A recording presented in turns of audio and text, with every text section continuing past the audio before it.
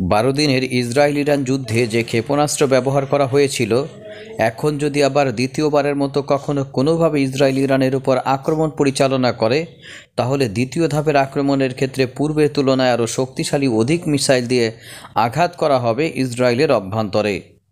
ইরানের defence minister mister Aziz নাসেরজাদে এই ব্যাপারে স্পষ্ট করেছেন। 12 দিনের যুদ্ধে যে ক্ষেপণাস্ত্রগুলো ব্যবহার করা হয়েছিল ইসরায়েলের বিরুদ্ধে, সেগুলো কয়েক বছর আগের তৈরি। আর এখন যে যুদ্ধ হবে সেটি যদি কোনোভাবে জড়িয়ে পড়ে ইরান এবং ইসরায়েল, তাহলে আধুনিক এবং অত্যাধুনিক প্রযুক্তিতে নির্মিত বর্তমান মিসাইলগুলো দিয়ে আঘাত করা হবে, যেগুলো পূর্বের তুলনায় অধিক শক্তিশালী। মিস্টার আজিজ নাসেরজাদে হুঁশিয়ারি উচ্চারণ করেছেন, এমনইভাবে যে এই হুঁশিয়ারি উচ্চারণ শুধুমাত্র হুঁশিয়ারির জন্য নয়, আসলে বাস্তবিক ভিত্তি আছে বলেই মনে করা যায়। কারণ অতি সম্প্রতি ইরানের মিসাইল খাত উৎপাদনের ক্ষেত্রে এবং এর সক্ষমতা বৃদ্ধির জন্য চীন গুরুত্বপূর্ণ অবদান রেখে যাচ্ছে। সেমিকন্ডাক্টর থেকে শুরু করে এই সকল দূরপাল্লার মিসাইলের জ্বালানির কাঁচামাল উৎপাদনের ক্ষেত্রে প্রয়োজনীয় কেমিক্যাল চীন থেকে ইরান নিয়মিতই আমদানি করছে। আর চীনও প্রতিনিয়ত এই সকল কেমিক্যাল প্রদানের ক্ষেত্রে উদার হস্ত, যেন ইরান তার দূরপাল্লার এবং মধ্যম পাল্লার মিসাইলের ক্যাপাবিলিটিস বৃদ্ধি করার মাধ্যমে এমন ধরনের একটি প্রতিরক্ষা সক্ষমতা এবং অফেন্সিভ সক্ষমতা গড়ে তুলতে পারে, যার মাধ্যমে প্রতিপক্ষকে তারা প্রতিরোধ করতে পারবে, অথবা প্রতিপক্ষ মনে করে যে ইরানে হামলা পরিচালনা করলে তারা কোনো বিনা বাধায় বা বিনা আক্রমণে তাদের মিশন কমপ্লিট করতে পারবে না। সুতরাং এই ধরনের একটি মনোভাব মধ্যপ্রাচ্যে যুদ্ধবন্ধের ক্ষেত্রে বা যুদ্ধ থেকে দূরে রাখার ক্ষেত্রে গুরুত্বপূর্ণ অবদান রাখবে। একপাক্ষিক সামরিক শক্তি এবং শুধুমাত্র একটি দেশি যুদ্ধবিমান থেকে শুরু করে আকাশ প্রতিরক্ষা ব্যবস্থায় যদি অতিমাত্রায় শক্তিশালী হয়ে যায়, তাহলে সে পার্শ্ববর্তী দেশগুলোকে আসলে কিছুই মনে করে না, এবং পার্শ্ববর্তী দেশগুলোতে হামলা পরিচালনার ক্ষেত্রে তার অতিমাত্রার এবং প্রবল সামরিক শক্তি দায়ী থাকে। কারণ ইসরায়েলের বর্তমান অতিবিধ্বংসী সামরিক শক্তি এতটাই বৃদ্ধি পেয়েছে আমেরিকা এবং ইউরোপীয় ইউনিয়নের সহযোগিতায়। তারা নিজেরাও অস্ত্র উৎপাদন করে থাকে গবেষণার মাধ্যমে। তারা এই সামরিক শক্তিকে এমনভাবে ইউটিলাইজ করে যেগুলো অনেক সময় নির্দিষ্ট নিয়ম মানে না।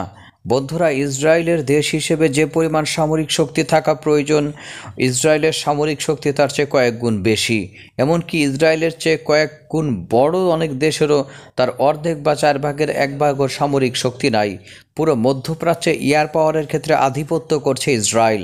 পুরো মধ্যপ্রাচ্য নয়, সারা বিশ্বব্যাপী আকাশ প্রতিরক্ষা ব্যবস্থার ক্ষেত্রে ইসরায়েলের ধারের কাছে খুব কম দেশই আছে।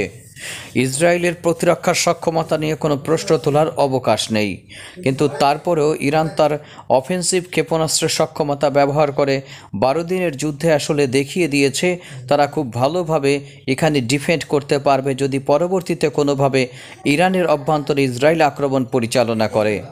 আর তারই অংশ হিসেবে ইরান নিউজ এজেন্সির বরাত দিয়ে টাইমস অফ ইসরায়েল জানিয়েছে যে ইরানের প্রতিরক্ষা মন্ত্রী মিস্টার আজিজ নাসেরজাদে অতি সম্প্রতি ক্ষেপণাস্ত্র নিয়ে এই ঘোষণা দিয়েছেন, এবং নতুন ধরনের এই ক্ষেপণাস্ত্র উৎপাদন করছে ইরান, সেটিও তিনি প্রকাশ্যে এনেছেন।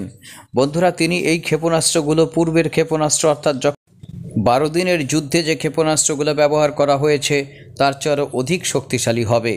হ্যাঁ, তারা নতুন ধরনের ক্ষেপণাস্ত্র হয়তো নির্মাণ করেছে, তারই একটি ঘোষণা দিল এবং ইসরায়েলকে জানিয়ে রাখলো, পূর্বে তোমরা যে ধরনের আঘাতের সম্মুখীন হয়েছ, এবারের আক্রমণগুলো তার চেয়েও অধিক শক্তিশালী হবে।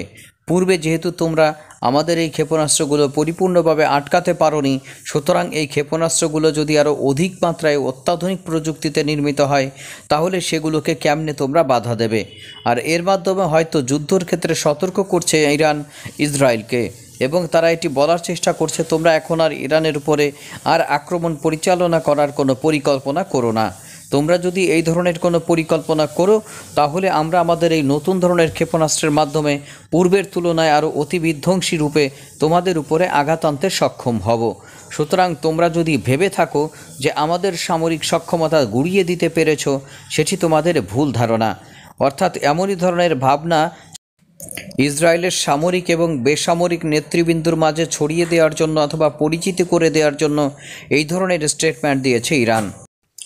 আইআরজিসির একজন কর্মকর্তার বরাত দিয়ে মিস্টার নাসিরজাদে স্পষ্ট করেছেন যে অতি দ্রুত আমেরিকা এবং ইসরায়েল ইরানে তাদের দ্বিতীয় হামলা সম্ভবত শুরু করতে পারে। ইরানের একজন শীর্ষস্থানীয় কর্মকর্তা বলেছেন যে আমরা যুদ্ধ বন্ধের মধ্যে নেই বা আমরা যুদ্ধবিরতিতে রয়েছে, ব্যাপারটা এমন নয়। বন্ধুরা, আমরা যুদ্ধের একটি পর্যায়ে অবস্থান করছি, সুতরাং সতর্ক থাকা অত্যন্ত গুরুত্বপূর্ণ।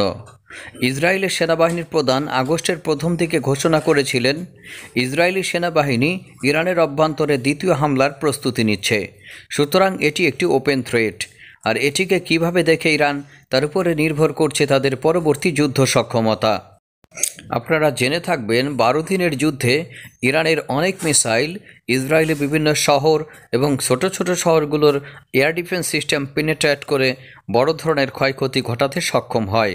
আর এরপরই তাদের আকাশ প্রতিরক্ষা ব্যবস্থা নিয়ে প্রশ্ন ওঠে, আসলেই কি 100% ইসরায়েলের এই সকল লেয়ার ভিত্তিক আকাশ প্রতিরক্ষা ব্যবস্থা ইরানের এই হাইপারসনিক মিসাইল এবং ব্যালিস্টিক মিসাইলকে থামাতে সক্ষম?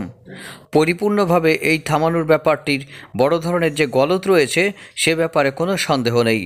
বন্ধুরা, হয়তো পরবর্তীতে এটি নিয়ে কাজ করতে পারে ইসরায়েল এবং আমেরিকা, এবং ইরান কাজ করতে পারে তার কিভাবে মিসাইলগুলো আরও ভালো পারফরমেন্স করবে এবং নতুন নতুন উচ্চ প্রযুক্তি উদ্ভাবন এবং সংযুক্তির মাধ্যমে তারা যেন ইসরায়েলি এয়ার ডিফেন্স সিস্টেম ভেদ করতে পারে, তাহলেই তাদের অফেন্সিভ সক্ষমতা বজায় থাকবে।